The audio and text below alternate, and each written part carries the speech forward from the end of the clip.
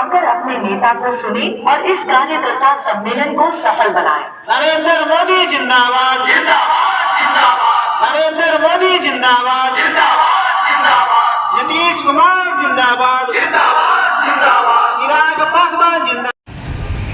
और यातायात व्यवस्था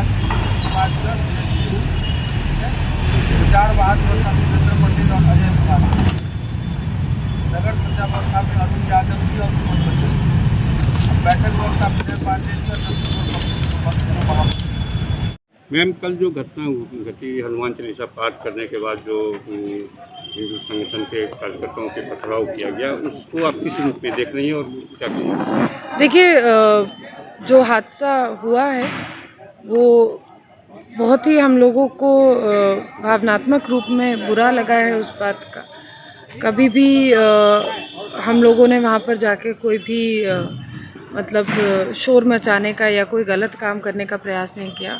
बहुत ही शांतिपूर्वक ढंग से वहाँ पर अनुष्ठान हुआ। वहाँ पर हनुमान चालीसा का पाठ पढ़ा गया, खिचड़ी के रूप में प्रसाद ग्रहण किया गया और उसके बाद शांतिपूर्वक तरीके से वो लोग वहाँ से लौट रहे थे। एकाएक वहाँ पर गाड़ी का जो काफिला था उसके ऊपर पथराव होना शुरू हुआ। निश्चित रूप से ये कुछ ऐसे लोग हैं जो एंटी सोशल एलिमेंट्स के नाम से जाने जाते हैं। मुझे नहीं लगता कि इसको किसी और नाम से परिचय देने की आवश्यकता है। और उन लोगों ने ये पथराव वहाँ पे किया है जिससे हमारे जो नगर परिषद के वाइस चेयरमैन हैं नीतीश शाह जी, उनको बहुत गंभीर रूप से चोट भी लगी है। मैं स्वयं रात में उनको IGIMS में भर्ती करवाकर वहाँ से लौटी हूँ। डॉक्टर से लगातार संपर्क में हूँ। आशा और उम्मीद करती हूँ कि जल्द स्वस्थ होकर हम लोगों के बीच वो वापस लौटेंगे। और प्रशासन ने बहुत तेज़ी गति से, तत्परता से काम किया है। हम लोगों ने यही उनसे डिमांड किया था कि 12 घंटे के अंदर अंदर गिरफ्तारी होनी चाहिए। मुझे सुबह 2 बजे यहाँ के जिला पदाधिकारी से सूचना मिली कि 5 लोगों की गिरफ्तारी तब की गई थी और अभी जो दोपहर 3 बजे का समय हो रहा है, 4 बजे का समय हो रहा है, अभी कुल 41 लोगों के ऊपर FIR हुआ है जिसमें से 10 लोगों की गिरफ्तारी हुई है। तो जिला प्रशासन पूरी तरीके से रफ्तार के साथ और कड़ी और ठोस कार्रवाई कर रहा है। तो ये काम अच्छा है उन लोगों का, इसकी मैं सराहना करती हूँ। साथ ही साथ मुझे लगता है कि जो दोषी लोग हैं उन लोगों को मैं साफ स्पष्ट शब्दों में सिर्फ इतना कहना चाहती हूँ कि आप जो जमुई को तोड़ने का, बांटने का, जलाने का काम कर रहे हैं, आप लोगों को किसी भी हालत में छोड़ा नहीं जाएगा। कड़ी से कड़ी कानूनी कार्रवाई आपके ऊपर होगी। और ये बात ध्यान रखिए कि जमुई को अब जलाने के लिए, तोड़ने के लिए यहाँ पे जगह रही नहीं।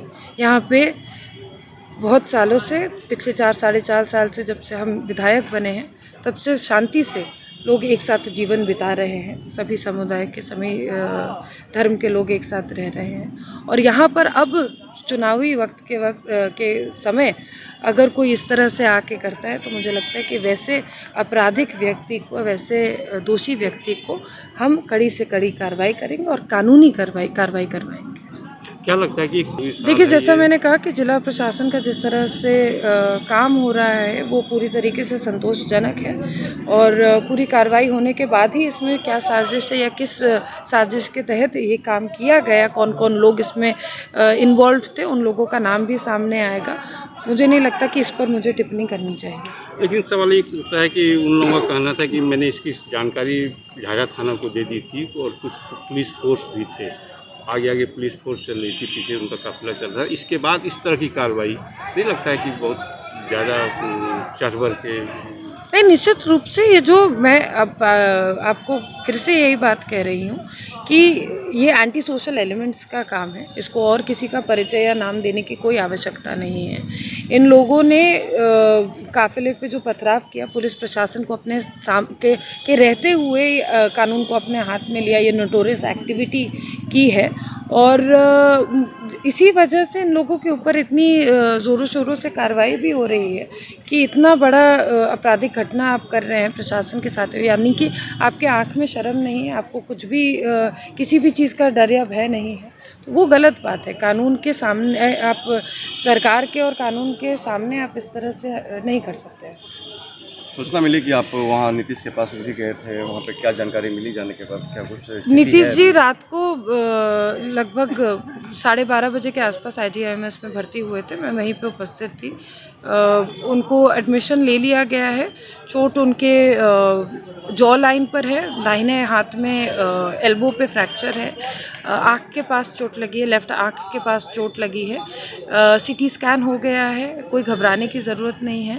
डॉक्टर्स उनका अच्छे से इलाज कर रहे हैं। लगातार उनसे संपर्क में हम लोग बने हुए हैं, उनके साथ जो लोग हैं उनसे संपर्क में बने हुए हैं और ये उम्मीद करते हैं कि जल्द वो स्वस्थ होकर हम लोगों के बीच आएंगे। अच्छा, आपकी जानकारी में कितने लोग इंजर्ड हुए हैं इस घटना में? इंजरी का मुख्य रूप से तो नीतीश शाह जी ही घायल हुए थे जी, लेकिन बहुत से बच्चे थे साथ में जिनको भी चोट लगी है।